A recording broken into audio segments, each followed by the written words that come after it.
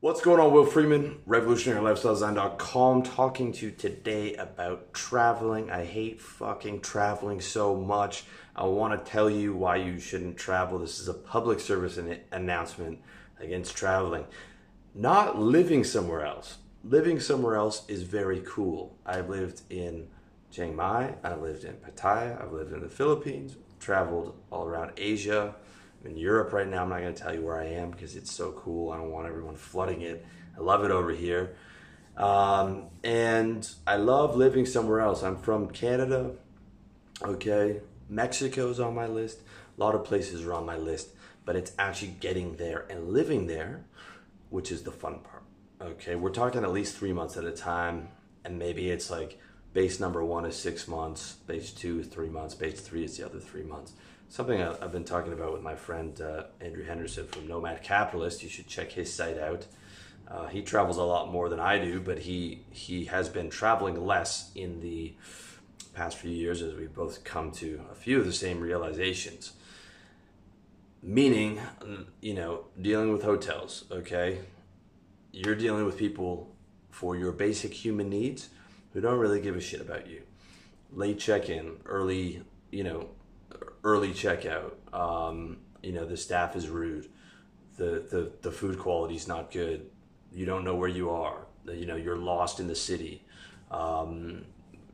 You feel that people are unfriendly to you. Okay, this is on top of all the bureaucracy you had to do to get over to the country, all the forms you had to fill out, the passport, getting on an airplane, being stuck and sandwiched in there with a bunch of other people, eating weird foods, and there's a crying baby. There's always a crying baby. You're never sitting next to the hot girl. You're sitting next to an overweight guy.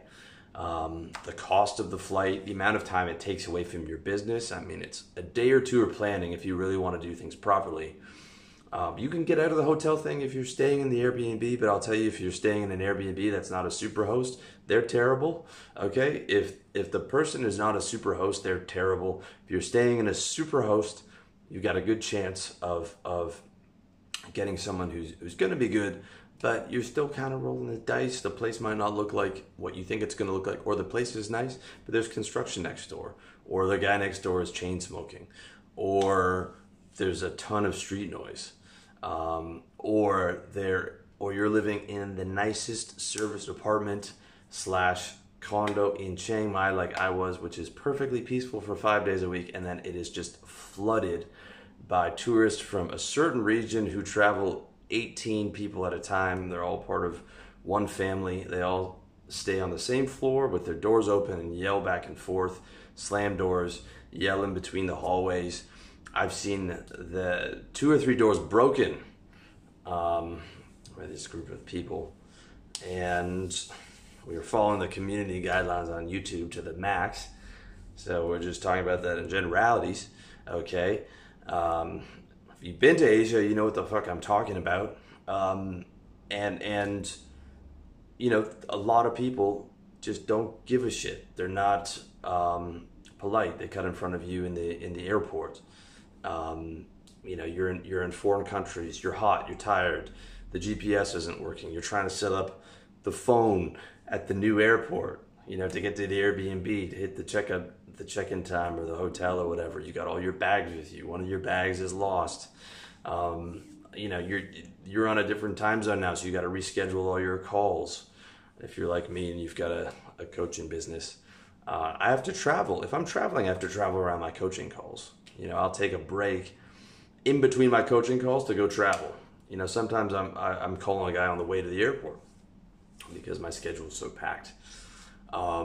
It is a real nightmare traveling, and by the time you're there, you need 2 or 3 showers. Your back's killing you, right? Because you're sitting in this coffin straight up for like 12 hours.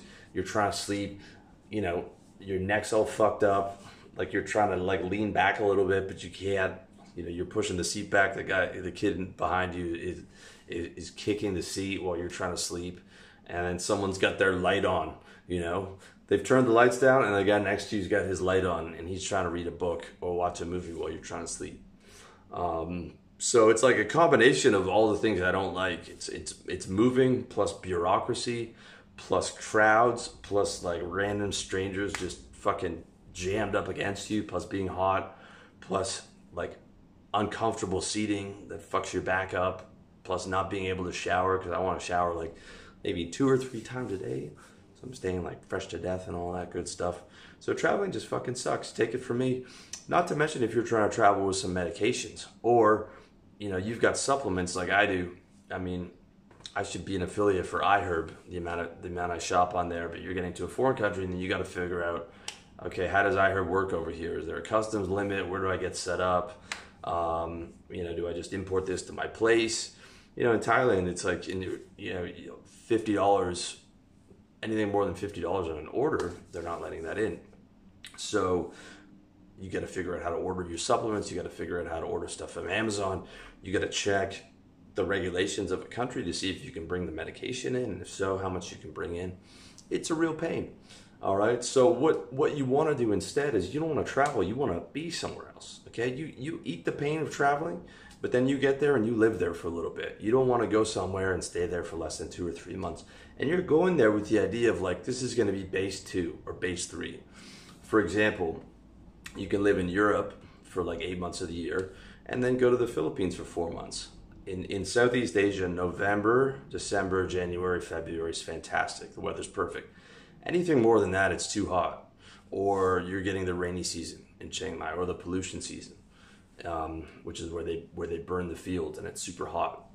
So you got to figure out, you know, your bases, and you got to vet certain places, and you got to vet, okay, you can vet that condo, you can vet that serviced apartment, you can vet that particular Airbnb, or maybe you buy, like Andrew does, you buy a property in each of your bases, and then you can just hop on a plane, get over there, and you don't even need to bring a jacket, you know, and you get your phone charger and your clothes and your wardrobe all there. I think that's the ideal sort of situation. So it's not about not going anywhere, but it's about not being in perpetual travel, not being a fucking digital nomad, or even thinking that's something to like aspire to, because believe me, it's not. You know, you're constantly, these guys are like searching for a hot shower in every new country that they're going to and staying at the cheapest places. You also don't like really get to enjoy a country until you've lived there for a couple months. You learn a bit of the language, you walk around, you know, you get to walk to the sites, you don't have to cram everything in, you know, to 1 week or whatever. Like, no one's having fun on vacations. Watch my video on it, man. I lived in the vacation destination in Thailand, and everyone, all the white people on vacation there, the couples, they're fighting, they're hot and they're tired, they're sunburned, they got their fucking backpacks on. Nobody's having fun, dude. Okay? Live somewhere else.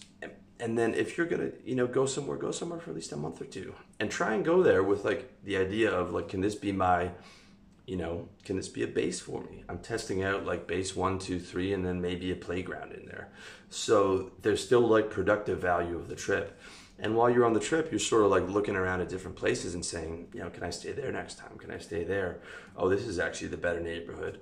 So that next time you go, like, you're going to have a lot of that sorted out. And maybe you buy a burner phone while you're there. You put a sticker on the back that says Bulgaria, or, you know, it says Norway, or wherever that is. You've got the SIM card there. You get a, you know, you set yourself up with a bank account, and, you know, now every time you roll over there, you've got a phone set up, or you use the dual SIM. Well, maybe you go as far as to buy the place, and then you leave the Bulgaria phone over in Bulgaria, and you just hop on a plane and you're set up. That's like, to me, the higher levels of this whole expat entrepreneur stuff. You know, that having that all locked down, and then having like the weather locked down, so you never have winter and you never have like too hot or whatever. But like, recognize it's about seeing a new place, but it's also about being productive and vetting and setting yourself up and actually being able to be over there and live there and get in a routine. Because you can't, you know, it's very difficult to build a business when you're just bouncing around. You know, I need to have sort of an office. I need to have a, you know, computer chair, monitor set up, you know, laptop stand, all this stuff. I need to know where the healthy food is. And I'm talking about food delivery, man, because I'm not going out and getting food during the day, man. I need to know where the chicken and rice is, so I can at least try and eat healthy most of the time. Okay, I'm not always succeeding, but I'm trying, man. So you need to know all that stuff. So fuck traveling, man. Fuck having that as an idea, because believe me, when you think I want to travel, it's a nice idea. You're in love with the idea, but the actual reality is not fun. think I want to live somewhere else, okay, for a third of the year, and I want to live in this place for a third of the year, and I want to live in this place for half the year, and I'm trying to set that up and vet these things so that even after the trip and I've spent some money, I have something productive to come away with this, to where I can be an expat entrepreneur and actually live in those areas, and they've been vetted and my quality of life has gone up. So that's my rant, dude. Let me know what you think about traveling, and what I said, if your experience matched mine. As always, check me out, revolutionarylifestyledesign.com/products to pick up my products, revolutionarylifestyledesign.com/coaching if you want some help, health, wealth, relationships, lifestyle. Just check my site out or check my YouTube, or don't check it out, whatever you want to do. Much love to you.